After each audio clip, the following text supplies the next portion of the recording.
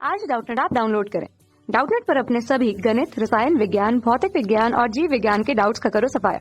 बस प्रश्न की फोटो खींचो, एक ही प्रश्न को क्रॉप करो और तुरंत वीडियो सोल्यूशन पाओ। अभी डाउनलोड करें।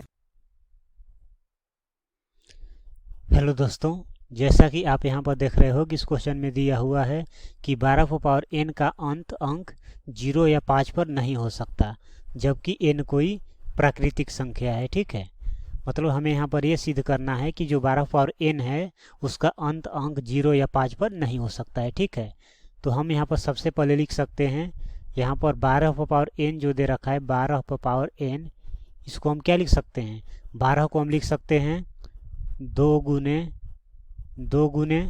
3। ठीक है, तो 12 का भाज्य गुणनखंड हो गया 2 गुने 3 और इस पे पावर n है तो इस पे पावर n हो गया। ठीक है, बराबर, तो ये हो गया हमारा 2 गुने 3 पे पावर n। ठीक है, तो यहाँ पर हम देख सकते हैं, यहाँ पर दिया हुआ है सिद्ध करना है कि जो 12 पावर n का अंक वो 0 या 5 पर नहीं हो सकता। ठीक है, तो हम जानते हैं कि अगर कोई भी संख्या जिसका अंत में 0 हो या 5 हो तो उसके अभाज्य गुणनखंड में 5 जरूर आता है। ठीक है, तो हम यहाँ पर लिख सकते हैं कि चूंकि हम जानते हैं कि चूंकि हम जानते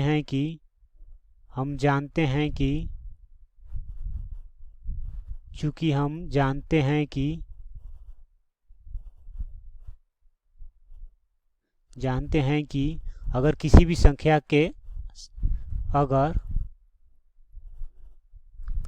संख्या का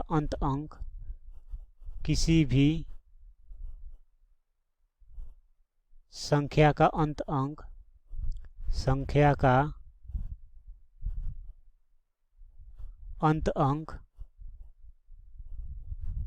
0 या 5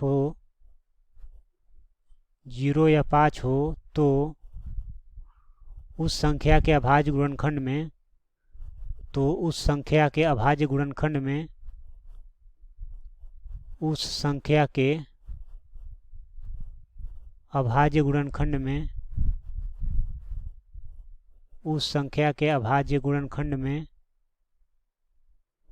अभाज्य गुणनखंड में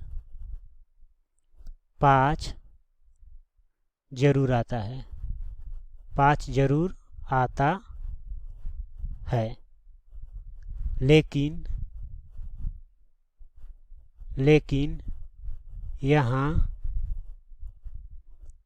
12 पावर n के अभाज्य गुणनखंड में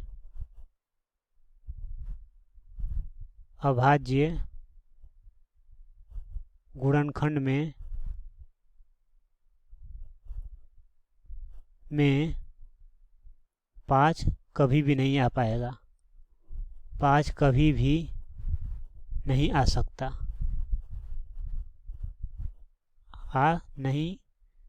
कभी भी नहीं आ सकता। ठीक है, अतः 12 पावर n का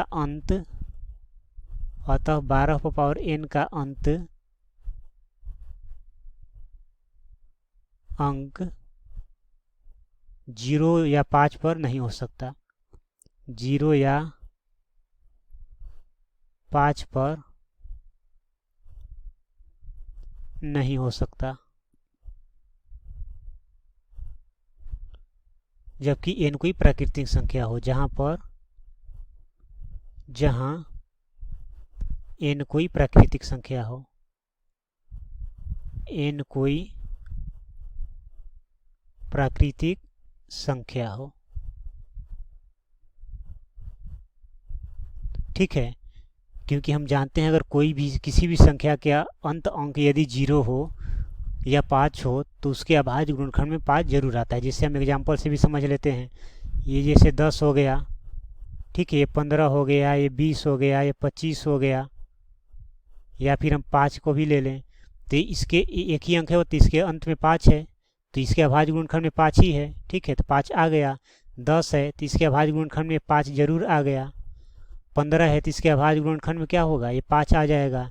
20 है तो इसके अभाज्य गुणनखंड में क्या आ जाएगा, इसके अभाज्य गुणनखंड में 5 आ गया। 25 है तो इसके अभाज्य गुणनखंड में क्या हो जाएगा, तो ये 5 गुने 5, तो ये 5 हो गया। कहने का मतलब कि कोई भी संख्या जिसके अंत में 0 या 5 हो तो उसके अभाज्य गुणनखंड में 5 जरूर आता है। लेकिन यहाँ पर जो 12 पावर n है, यदि हम इसका अभाज्य गुणनखंड निकालते हैं n के किसी भी मान के लिए, तो उसके अभाज्य गुणनखंड में 5 नहीं आ पा रहा है।